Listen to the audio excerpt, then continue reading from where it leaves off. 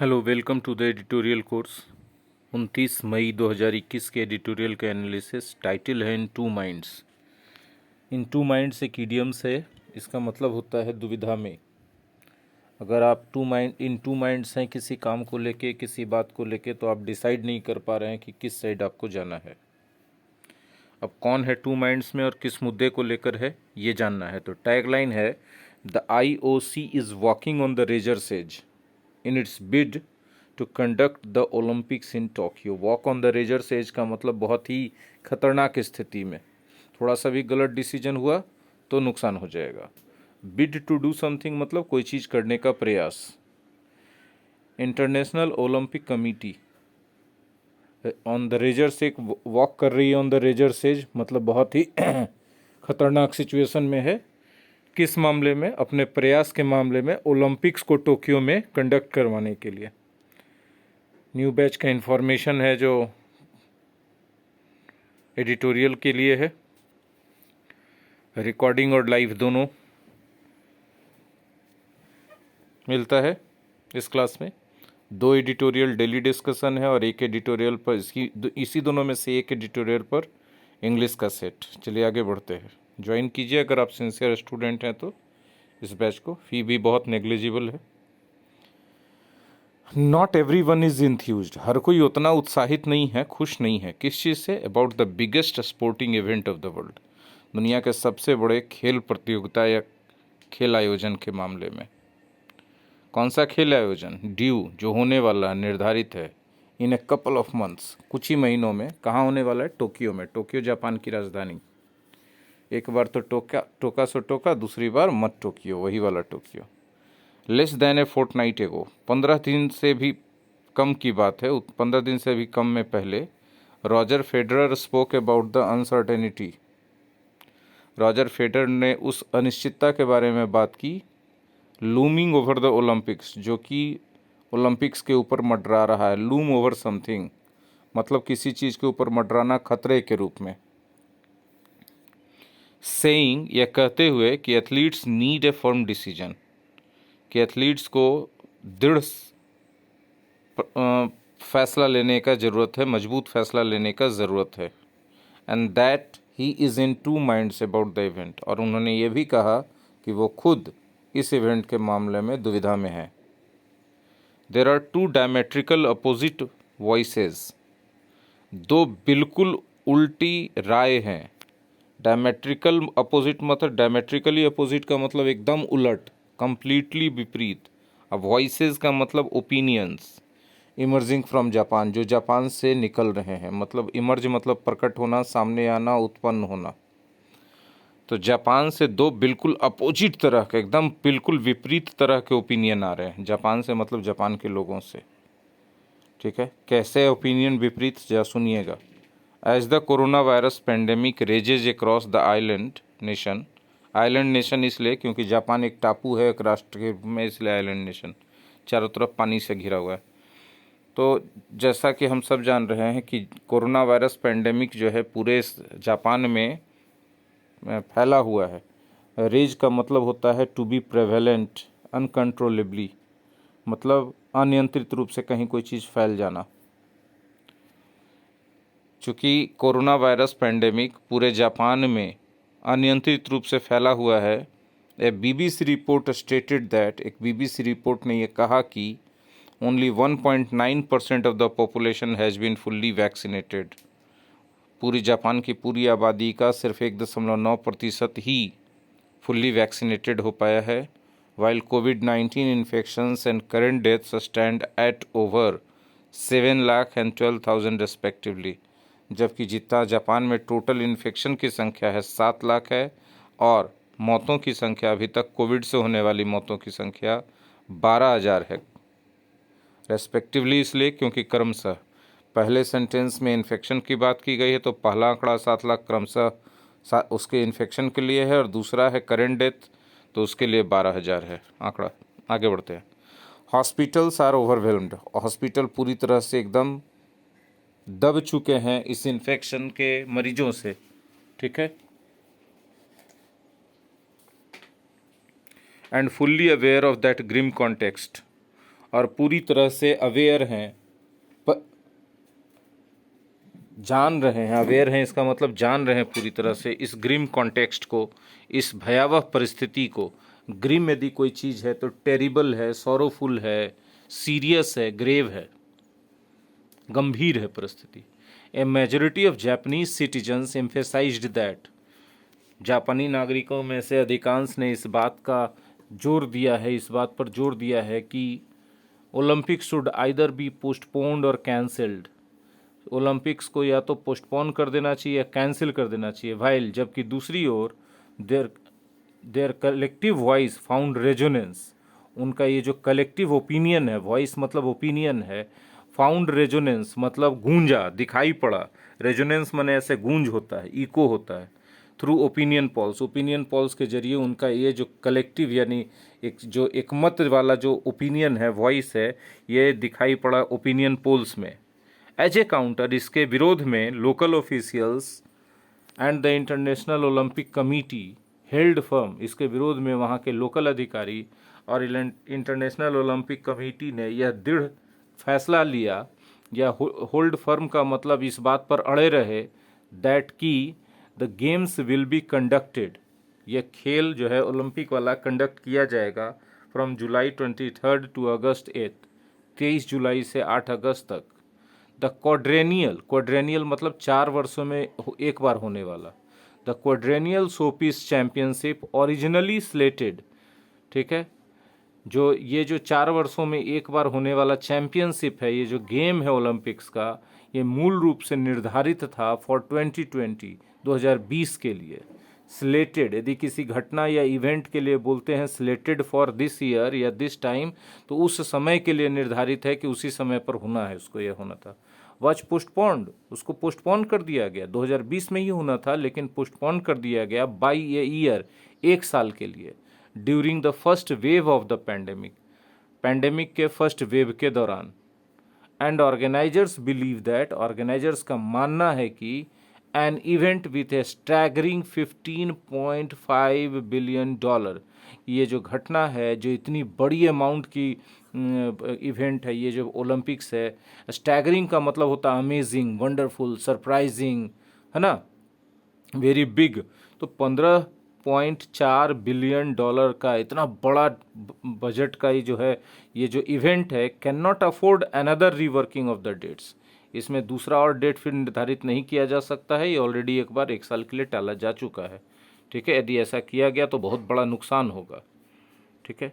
The Olympics has always been striving for the impossible, Olympics हमेशा से असंभव चीज़ों के लिए संघर्ष करता रहा। स्ट्राइविंग फॉर द इम्पॉसिबल बोल सकते हैं कि ऐसा रहा है जिसको कि मतलब होना मुश्किल रहा हमेशा। एज एविडेंट, जैसा कि स्पष्ट है, इन इट्स मोटो, इसके मोटो में क्या मोटो है इसका, इसका मोटो है फास्टर, हायर एंड स्ट्रॉन्गर, ठीक है, which defined the games ever since its modern version commenced at Athens in 1896। देखिए जो इसका मोटो है फास्टर, हायर और स्ट्रॉन्गर, ये लाइन ही इस गेम को डिफाइन करता है ओलंपिक्स को, और ये जो है इसका मोटो रहा है और इसका स्वरूप रहा है जब से ये मॉडर्न वर्जन स्टार्ट हुआ है। कब से स्टार्ट हुआ? एथेंस में 1896 में स्टार्ट हुआ। कमेंस का मतलब होता है स्टार्ट करना, शुरू करना या शुरू होना भी। इट ब्रेव्ड पास्ट, इसने बहादुरी से झेल लिया, बहादुरी से गुजर गया। किस चीज़ से होके? गैप्स से होके। मतलब क्या है कि बीच बीच में गैप आया। 1896 से जब शुरू हुआ एथेंस में मॉडर्न ओलंपिक्स, तो ये इसमें बीच बीच में गैप आया, ठीक है। ये गैप को बहादुरी से झेल गया, मतलब ये गैप के बावजूद, लंबे लंबे गैप्स के बावजूद ओलंपिक्स का आयोजन हमेशा के लिए बंद नहीं हुआ, ठीक है। गैप्स क्यों हुआ था? तो caused by the world wars, world war के कारण गैप हुआ था। As the 1916, 1940 and 1944 events were shelved. Shelved का मतलब पुट ऑफ, पोस्टपोन, है ना, क्योंकि वर्ल्ड वार्स के कारण 1916 के, 1940 के, 1944 के ओलंपिक्स इवेंट्स को पुट ऑफ कर दिया गया था, टाल दिया गया था। And also coped with the cold war years, और ये जो ओलंपिक्स है इसको झेलना पड़ा, ये झेल गया कोल्ड वार ईयर्स को भी। कोप विथ मतलब झेल जाना, उसको उस स्थिति में एडजस्ट करके सरवाइव कर जाना। When the Western and Eastern blocs took turns to boycott the 1980 and 1984 games. Cold Wars में क्या हुआ था कि वेस्टर्न जगत जो है और ईस्टर्न जगत दोनों आपस में रंजिश के कारण बारी बारी से बॉयकॉट कर दिए क्रमशः 1980 1984 के ओलंपिक्स गेम्स का। टेक टर्न्स 2+V1 या take turns to do something, मतलब बारी बारी से समथिंग वाला काम को कर देना। तो एक बार वेस्टर्न ब्लॉक ने 1980 का वो कर दिया, बहिष्कार कर दिया 1980 के ओलंपिक्स का, और ईस्टर्न ब्लॉक ने 1984 के ओलंपिक्स का बहिष्कार कर दिया। But the pandemic is a bigger obstacle. लेकिन इन सब को भी यदि ध्यान में रखें तो ये वैश्विक महामारी जो अभी चल रही है पैंडेमिक, ये ज़्यादा बड़ा ऑब्स्टेकल है, बाधा है।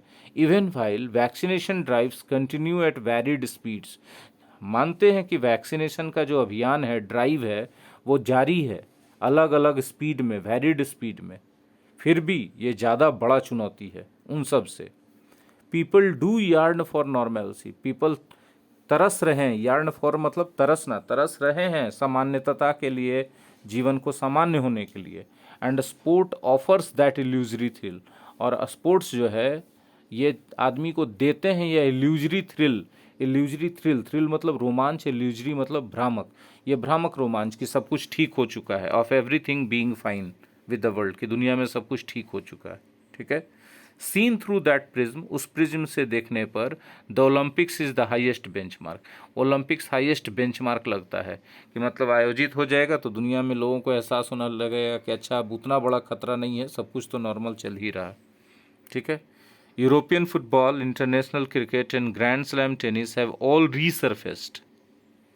ये सब जो खेल इवेंट्स हैं, यूरोपियन फुटबॉल है, इंटरनेशनल क्रिकेट है, ग्रैंड स्लैम टेनिस है, ये सब रीसरफेस कर चुका है वाइल फॉलोइंग कोविड-19 प्रोटोकॉल्स, कोविड-19 प्रोटोकॉल्स को फॉलो करते हुए।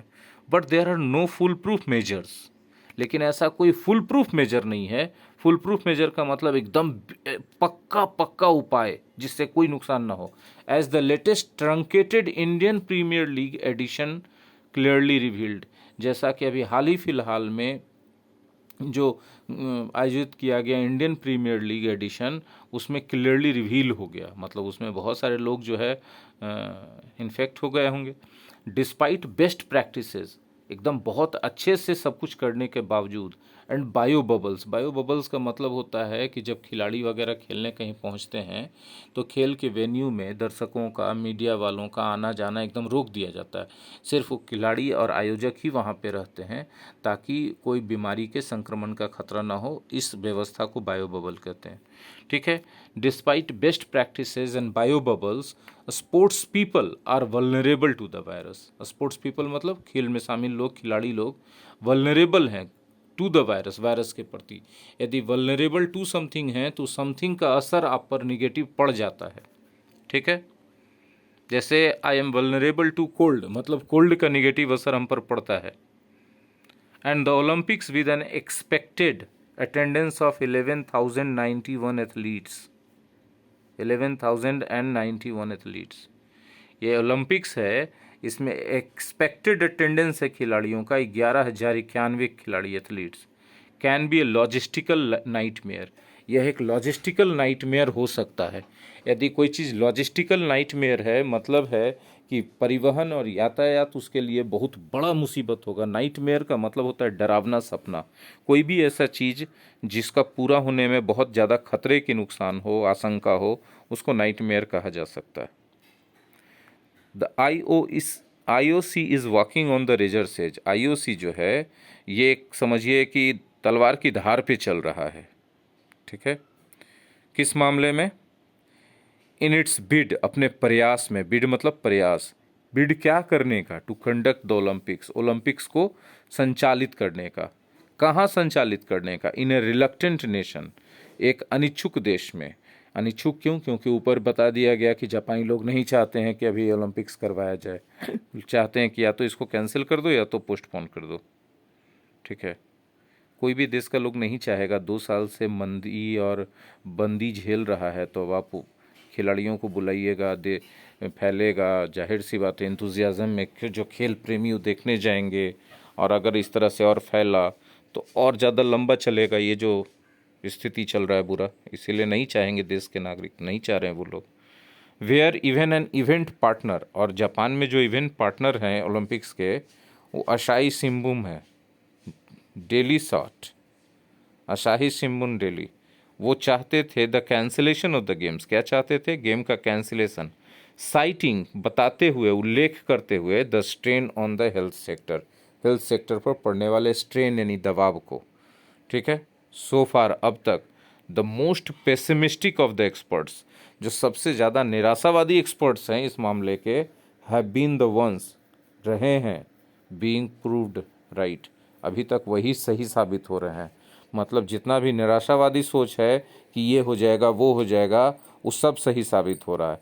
तो इसीलिए अगर अभी निराशावादी लोग बोल रहे हैं कि ओलंपिक्स आयोजित करने पर जापान का स्थिति और ख़राब हो सकता है, तो हो सकता है कि आगे वही सही साबित हो जाए और स्थिति खराब हो जाए। इसीलिए कैंसिल करने में ही भलाई है, इसको पोस्टपोन करने में ही भलाई है। अब बाकी आपके सामने अभी नए बैच की सूचना आई है।